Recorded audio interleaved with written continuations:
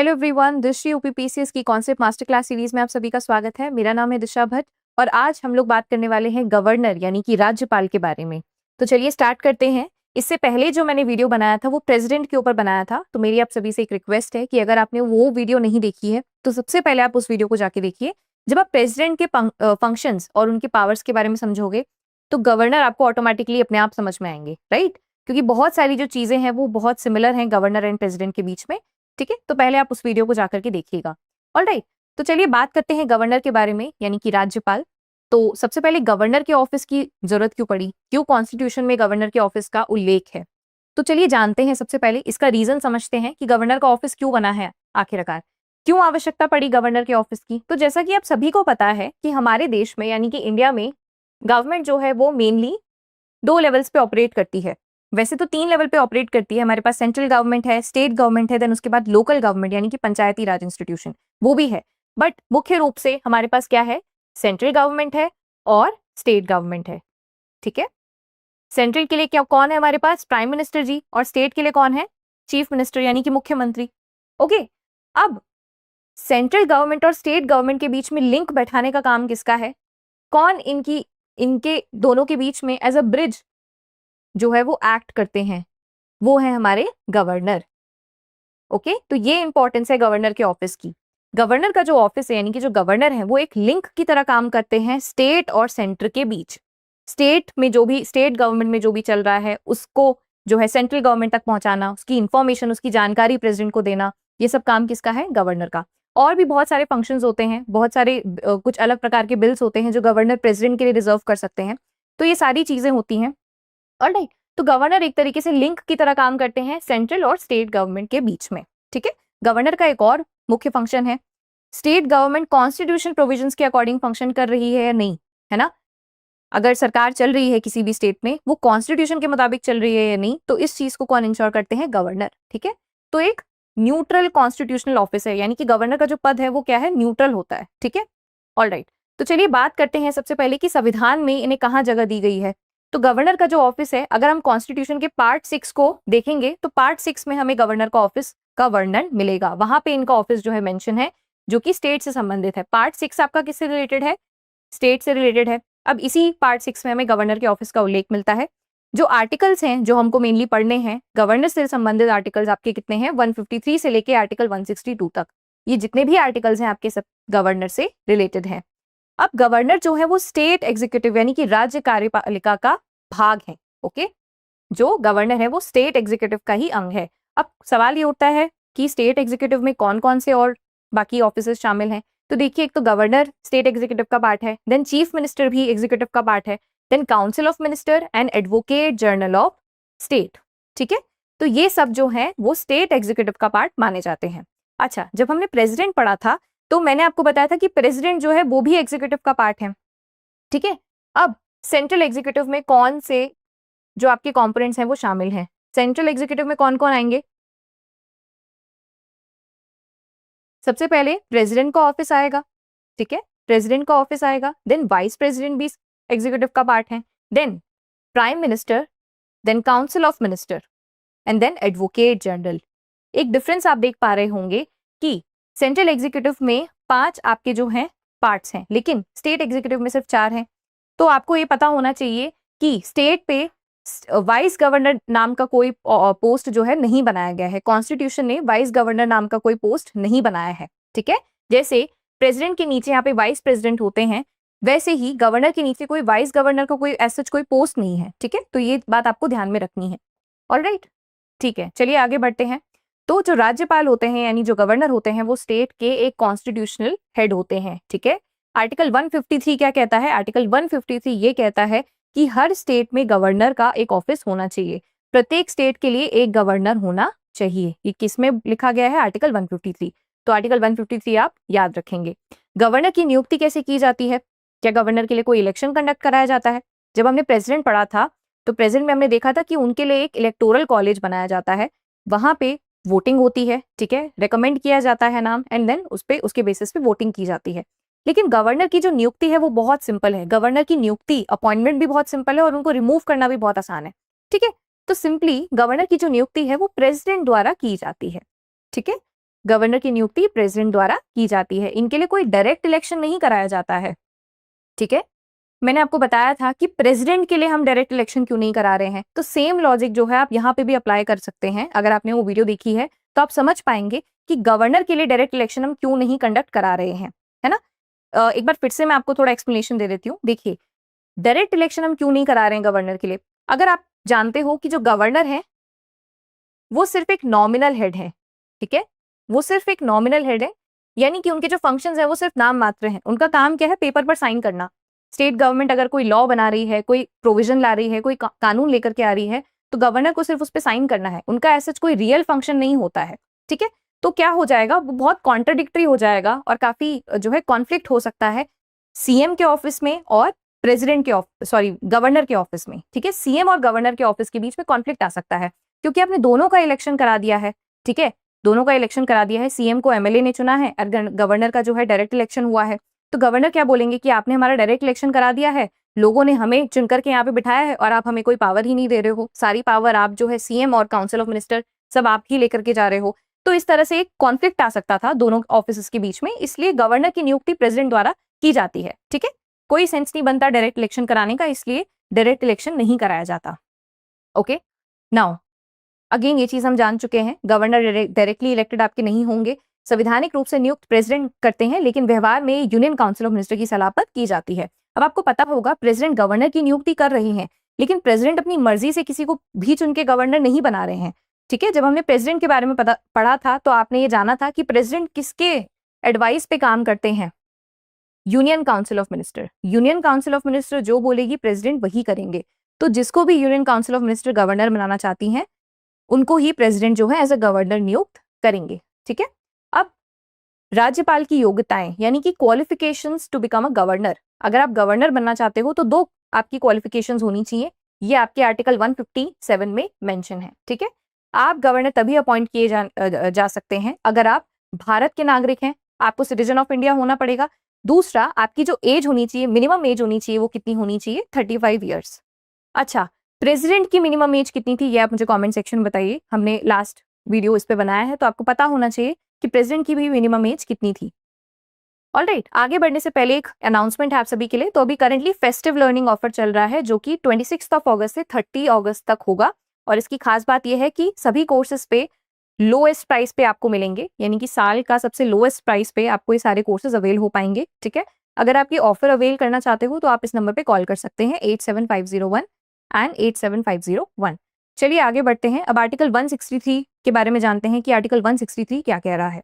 Article 163 के अनुसार राज्य में चीफ मिनिस्टर के नेतृत्व में काउंसिल ऑफ मिनिस्टर होगी। काउंसिल ऑफ मिनिस्टर का मुख्य कार्य क्या होगा, गवर्नर को एड एंड एडवाइस करना होगा।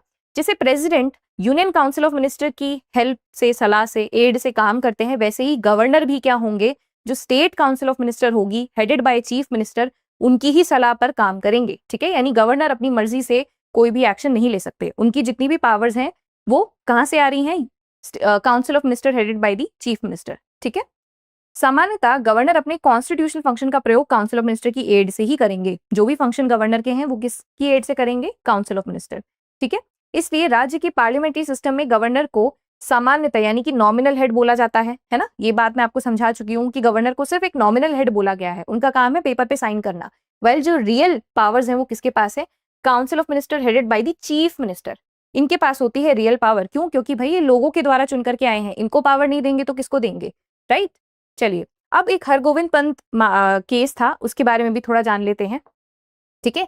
अब कोर्ट ने यहाँ पे कुछ बातें बोली थी, ठीक है, वो बातें जो है इंपॉर्टेंट है, उनको समझते हैं। देखिए, सबसे पहले कोर्ट ने ये कहा कि गवर्नर को भले ही प्रेसिडेंट अपॉइंट करते हैं, लेकिन सिर्फ प्रेसिडेंट द्वारा अपॉइंट करने से गवर्नर जो है वो सेंट्रल गवर्नमेंट का एम्प्लॉय या सर्वेंट नहीं है। गवर्नर का ऑफिस इंडिपेंडेंट ऑफिस है, ठीक है, वो सेंट्रल गवर्नमेंट के नीचे नहीं है। गवर्नर का ऑफिस क्या है, इंडिपेंडेंट ऑफिस है। राष्ट्रपति द्वारा अपॉइंटमेंट किए जाने मात्र से गवर्नर गवर्नमेंट ऑफ इंडिया का एम्प्लॉय या सर्वेंट नहीं बन जाता, ठीक है। गवर्नर यूनियन गवर्नमेंट के कंट्रोल या डायरेक्शन के अधीन नहीं होगा। ऐसा नहीं है कि सेंट्रल गवर्नमेंट कोई डायरेक्शन दे रही है तो गवर्नर को करना ही पड़ेगा, क्योंकि वो अपने आप में एक इंडिपेंडेंट कॉन्स्टिट्यूशनल ऑफिस है। ऑलराइट, कॉन्स्टिट्यूशनल फंक्शंस का निर्वहन करते समय गवर्नर गवर्नमेंट ऑफ इंडिया के डायरेक्शंस के अधीन नहीं होगा। अपने कॉन्स्टिट्यूशनल फंक्शन के निर्वहन के तरीके के लिए गवर्नर गवर्नमेंट ऑफ इंडिया के प्रति अकाउंटेबल नहीं है, तो अकाउंटेबिलिटी नहीं है यहाँ पे, ठीक है। ऑलराइट, तो ये कुछ रिकमेंडेशंस थी, ये कुछ ऑब्जर्वेशंस थी कोर्ट द्वारा कुछ ऑब्जर्वेशंस थी। ऑलराइट, अब जितनी भी ऑब्जर्वेशंस हमने पढ़ी हैं इसको आप कॉन्स्टिट्यूशन से कंफ्यूज मत करिएगा। कई बार क्या होता है एग्जामिनर या फिर पेपर में आपको दे दिया जाएगा कि as per the constitution governor जो है वो यूनियन गवर्नमेंट का एम्प्लॉय या सर्वेंट नहीं है, तो वो गलत हो जाएगा। क्यों? क्योंकि कॉन्स्टिट्यूशन ने नहीं कहा है, ये तो कोर्ट की ऑब्जर्वेशन है। ठीक है, तो यहाँ पे आप गलती मत करिएगा, ये सारे पॉइंट जो है वो कोर्ट की ऑब्जर्वेशंस है। अब बात करते हैं गवर्नमेंट के पद की कंडीशंस। हमने जब प्रेसिडेंट पढ़ा था तो हमने उनके जो ऑफिस की कंडीशंस होती हैं उनको भी जाना था, तो उसी तरीके से गवर्नर के पद की भी कुछ कंडीशंस होती हैं और वो कंडीशंस किस आर्टिकल में मेंशन है, आर्टिकल 158। ठीक है, तो चलिए जानते हैं क्या क्या कंडीशन है। सबसे पहले गवर्नर पार्लियामेंट के किसी भी हाउस का मेंबर नहीं होगा। ठीक है, यानी कि पार्लियामेंट में आपका लोकसभा होता है, राज्यसभा होता है। अब लोकसभा और राज्यसभा के जितने भी एमपीज हैं वो आपके गवर्नर जो है नहीं बन सकते। ठीक है, एक साथ जो है गवर्नर और पार्लियामेंट के सदस्य आप नहीं हो सकते, सिंपल सा ये मतलब है इसका। ठीक है, अब गवर्नर स्टेट लेजिस्लेचर की किसी भी हाउस का मेंबर नहीं हो सकता। ठीक है, स्टेट लेजिस्लेचर में भी आपका विधानसभा होता है, विधान परिषद होता है, तो आप जो है गवर्नर नहीं बन सकते। और यदि अगर आप बनते हो, ठीक है, अगर मान लीजिए लोकसभा से कोई एमपी जो है वो गवर्नर बनते हैं तो उन्हें अपनी इस लोकसभा की सीट को खाली करना पड़ेगा, ये बात यहाँ पे बोली गई है। यदि पार्लियामेंट या स्टेट लेजिस्लेचर का कोई मेंबर गवर्नर नियुक्त होता है तो उसे गवर्नर का पद ग्रहण करते ही उसकी जो सीट है वो वैकेंट मानी जाएगी, उसकी पिछली वाली सीट छूट जाएगी। ठीक है, गवर्नर कोई ऑफिस ऑफ प्रॉफिट धारण नहीं कर सकते। ठीक है, क्योंकि आपको एज एन इंडिपेंडेंट जो है कॉन्स्टिट्यूशनल हेड काम करना है, आप इंडिपेंडेंट, आपको न्यूट्रल रहना है, तो आप कोई और गवर्नमेंट का ऑफिस ऑफ प्रॉफिट धारण नहीं कर सकते। दूसरा, गवर्नर को ऑफिशियल रेजिडेंस प्राप्त होता है। ठीक है, जो गवर्नर का ऑफिशियल रेजिडेंस है, अगर आप एज अ गवर्नर अपॉइंट किए जाते हो तो आप वो यूज कर सकते हो बिना रेंट पे किए। अब गवर्नर को क्या चीजें दी जाती हैं, इमोल्यूमेंट्स, अलाउंसेस एंड कुछ प्रिविलेजेस होती हैं जो गवर्नर को दी जाती है। यही सेम चीज हमने जो है प्रेसिडेंट के केस में भी पढ़ी थी कि प्रेसिडेंट को भी कुछ अलाउंसेस एंड प्रिविलेजेस दिए जाते हैं। ठीक है, अब सवाल ये उठता है कि क्या दो या दो से अधिक स्टेट का एक ही गवर्नर हो सकता है? जवाब है हाँ, बिल्कुल, एक ही व्यक्ति को दो या दो से अधिक स्टेट का गवर्नर नियुक्त किया जा सकता है। क्या ये चीज पहले से हमारे संविधान में मेंशन थी? नहीं, ये आया 7th कॉन्स्टिट्यूशनल अमेंडमेंट 1956 से। ठीक है, एक कॉन्स्टिट्यूशनल अमेंडमेंट किया गया था, वहां पे ये बोला गया कि एक ही व्यक्ति को एक ही समय में दो या दो से अधिक राज्यों का राज्यपाल के रूप में नियुक्त किया जा सकता है। ठीक है, तो 7th कॉन्स्टिट्यूशनल अमेंडमेंट किससे रिलेटेड है? गवर्नर से रिलेटेड है, ये भी आप याद रखोगे। ठीक है, ओके, अब बात करते हैं गवर्नर की ओथ के बारे में कि गवर्नर का पद जब आप धारण करते हो तो क्या आपको ओथ लेनी पड़ती है। तो इसका मेंशन किस में है? आर्टिकल 159 में गवर्नर की ओथ के बारे में मेंशन किया गया है। क्या बोला गया है यहाँ पे कि गवर्नर ये ओथ और अफर्मेशन लेंगे कि वो अपने ऑफिस को फेथफुली एग्जीक्यूट करेंगे। ठीक है, अपने ऑफिस को आपको फेथफुली एग्जीक्यूट करना है, कॉन्स्टिट्यूशन और लॉ को आपको प्रोटेक्ट करना है, प्रिजर्व करना है एंड डिफेंड करना है। ठीक है, तीसरी चीज, स्वयं को लोगों की सेवा में और उनके वेलबींग के लिए समर्पित करना है। यानी कि आपको क्या ओथ लेनी है कि भाई हम लोगों की सेवा करेंगे, उनके वेलबींग के लिए काम करेंगे। ओके, अब ओथ कौन दिलाता है? देखो, प्रेसिडेंट को ओथ कौन दिलवा रहा था? Chief justice of India. ठीक है, सिमिलरली यहाँ पे गवर्नर को कौन ओथ दिलाएंगे? जो स्टेट के हाई कोर्ट के चीफ जस्टिस होंगे वो गवर्नर को ओथ दिलाएंगे। अगर चीफ जस्टिस प्रेजेंट नहीं है तो हाई कोर्ट के सीनियर मोस्ट जज गवर्नर को ओथ दिलाएंगे। ओके, चलिए अब बात करते हैं गवर्नर का टर्म ऑफ ऑफिस, यानी कि गवर्नर के ऑफिस का टेन्योर कितना होता है, कितने साल के लिए आप गवर्नर बनते हो। तो इसका जिक्र किया गया है आर्टिकल 156 में। यहाँ पे क्या बोला गया है कि गवर्नर का जो नॉर्मल टर्म है वो 5 साल के लिए होता है, यानी कि आप गवर्नर बनते हो तो आप 5 साल तक उस ऑफिस में बैठोगे। लेकिन क्या ये टेन्योर आपका फिक्स्ड है? क्या 5 साल से पहले आपको कोई आपके पद से हटा नहीं सकता? तो जवाब है हाँ, बिल्कुल हटा सकते हैं। ठीक है, लेकिन 5 साल का टर्म और सिक्योरिटी टेन्योर नहीं है, क्योंकि प्रेसिडेंट जब उनका मन करे, जब अपनी मर्जी मतलब पैच, ठीक है, क्योंकि क्या बोला गया है, गवर्नर प्रेसिडेंट के प्लेजर पर पद धारण करते हैं। क्या बोला गया है यहाँ पे? आप प्रेसिडेंट के प्लेजर पे जो है आपने वो पद धारण किया है तो प्रेसिडेंट जब चाहे आपको आपके पद से हटा सकते हैं। लेकिन अगेन प्रेसिडेंट अपनी मर्जी से आपको नहीं हटाएंगे, क्योंकि प्रेसिडेंट तो फंक्शन करते हैं on the aid and advice of union council of minister. ठीक है, तो 5 साल पूरा होने से पहले भी आपको आपके पद से हटाया जा सकता है। तो कोई यहाँ पे सिक्योरिटी ऑफ टेन्योर नहीं है। ठीक है, ये चीज आप ध्यान में रखेंगे। ऑल राइट, अगेन गवर्नर को प्रेसिडेंट द्वारा ही हटाया जा सकता है ना। ये चीज हम डिस्कस कर चुके हैं। यहाँ पे कोई इम्पीचमेंट प्रोसेस नहीं होता है। प्रेसिडेंट के केस में इम्पीचमेंट प्रोसेस था, लेकिन गवर्नर के केस में जो है कोई भी किसी भी प्रकार का इम्पीचमेंट प्रोसेस नहीं है। अब गवर्नर की अपॉइंटमेंट पावर्स क्या क्या है, यानी कि गवर्नर किन किन की नियुक्ति करते हैं, किन किन को अपॉइंट करते हैं। ठीक है, तो गवर्नर जो है चीफ मिनिस्टर यानी मुख्यमंत्री की नियुक्ति करते हैं। जो अदर मिनिस्टर्स होते हैं, यानी चीफ मिनिस्टर के अलावा जो दूसरे बाकी के एमएलएज हो गए, उनकी नियुक्ति कौन करते हैं, गवर्नर करते हैं। एडवोकेट जनरल ऑफ स्टेट की नियुक्ति भी गवर्नर करते हैं। स्टेट इलेक्शन कमिश्नर की नियुक्ति भी गवर्नर करते हैं। और स्टेट पब्लिक सर्विस कमीशन यानी कि जो स्टेट पीसीएस एग्जाम होते हैं, उनके जो चेयरमैन होते हैं, उनकी नियुक्ति भी कौन करते हैं, गवर्नर करते हैं। चेयरमैन प्लस मेंबर्स, ठीक है, उनकी नियुक्ति कौन करते हैं, गवर्नर करते हैं। ऑब्वियसली इन सभी की नियुक्ति गवर्नर किसके एडवाइस पे कर रहे हैं, council of minister headed by the chief minister. ठीक है, ओके। अच्छा, अब मैंने आपको बताया था कि एक, दो या दो से ज्यादा स्टेट्स का सेम गवर्नर हो सकता है। ठीक है, मान लो कि स्टेट ए है और स्टेट बी है, इन दोनों के जो गवर्नर है वो सेम पर्सन है। ठीक है, अब आपको ये भी पता है कि गवर्नर को क्या मिलती है, सैलरी मिलती है, कुछ इन्हें इमोल्यूमेंट्स मिलते हैं। ठीक है, अब इनको इनकी सैलरी और इमोल्यूमेंट्स जो दिए जाएंगे, जो अलाउंसेस इनको दिए जाएंगे, वो इन दोनों स्टेट्स के बीच में डिवाइड होंगे। ठीक है, ये किसने बोला है और ये कौन डिसाइड करेगा, ये डिसाइड करेंगे हमारे प्रेसिडेंट। ठीक है, इन एक्सपेंसेस एंड इमोल्यूमेंट्स का एलोकेशन प्रेसिडेंट द्वारा निर्धारित प्रपोर्शन में किया जाता है। किस प्रपोर्शन में ये दोनों के बीच में डिवाइड होंगे, ये कौन डिसाइड करेंगे, हमारे प्रेसिडेंट डिसाइड करेंगे। ठीक है, ऑल्सो जब गवर्नर अपने ऑफिस में है, मान लीजिए 5 साल है, उसको तीसरा साल हो गया है ऑफिस में काम करते करते, तो टेन्योर के बीच में आप उसकी सैलरी और अलाउंसेस को कम नहीं कर सकते। ठीक है, ये चीज भी आप ध्यान रखेंगे। ओके, गवर्नर के इमोल्यूमेंट्स एंड अलाउंसेस को उसके टर्म ऑफ ऑफिस के दौरान कम किया नहीं जा सकता। ऑलराइट, अब गवर्नर की नियुक्ति से रिलेटेड कुछ कन्वेंशंस हैं और कुछ रिकमेंडेशंस हैं, उनको भी पढ़ लेते हैं। ठीक है, तो सबसे पहले ये कुछ कन्वेंशंस हैं, इनको जानते हैं। क्या बोला गया है यहाँ पे कि सबसे पहले जो गवर्नर है वो ऐसा व्यक्ति होना चाहिए जो स्टेट के बाहर का हो। यानी कि मान लीजिए कि अगर महाराष्ट्र में अगर कोई गवर्नर हम चुन रहे हैं, तो हमें कोशिश ये करनी चाहिए कि जो व्यक्ति गवर्नर बन रहे हैं वो महाराष्ट्र का डोमिसाइल उनके पास ना हो, वो कहीं और के हो। ठीक है, किसी दूसरे राज्य के हो। ठीक है, गवर्नर के लिए सामान्यतः ऐसा व्यक्ति उपयुक्त माना जाता है जो संबंधित स्टेट का निवासी ना हो। क्यों ये कन्वेंशन बनाया गया, ताकि वो वहां की लोकल पॉलिटिक्स से दूर रहे, लोकल पॉलिटिक्स के प्रति वो क्या रहे, न्यूट्रल रहे। ठीक है, इसलिए जो स्टेट के बाहर का कोई व्यक्ति है उसको ही आप गवर्नर बनाइए। ठीक है, ये संविधान में मेंशन नहीं है, ये कन्वेंशन से आया है, इस चीज का ध्यान रखिएगा। दूसरा, गवर्नर जो होना चाहिए वो डिटैच्ड फिगर होना चाहिए। गवर्नर ऐसा प्रतिष्ठित व्यक्ति होना चाहिए जो हाल के समय में सक्रिय और तीव्र पॉलिटिक्स में शामिल ना हो। ठीक है, एक डिटैच्ड फिगर होना चाहिए, उसको पॉलिटिक्स से मतलब नहीं होना चाहिए। तीसरी कंडीशन क्या है कि गवर्नर जो है वो रूलिंग पार्टी से नहीं होना चाहिए। ठीक है, सामान्यतः ये सुझाव दिया गया है कि सेंट्रल की रूलिंग पार्टी किसी सक्रिय सदस्य को ऐसे स्टेट का गवर्नर नहीं बनाया जाना चाहिए जहां ऑपोजिशन पार्टी की सरकार हो। ठीक है, तो आपको किसी रूलिंग पार्टी से नहीं होना है।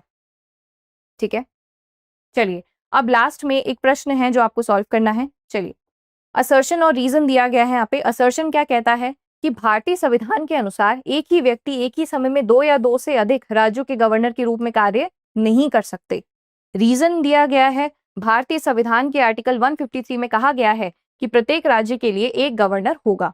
सही उत्तर आपको चुनना है ऑप्शन ए और आर दोनों सही हैं, लेकिन आर ए का सही व्याख्या नहीं है। बी, ए गलत है लेकिन आर सही है।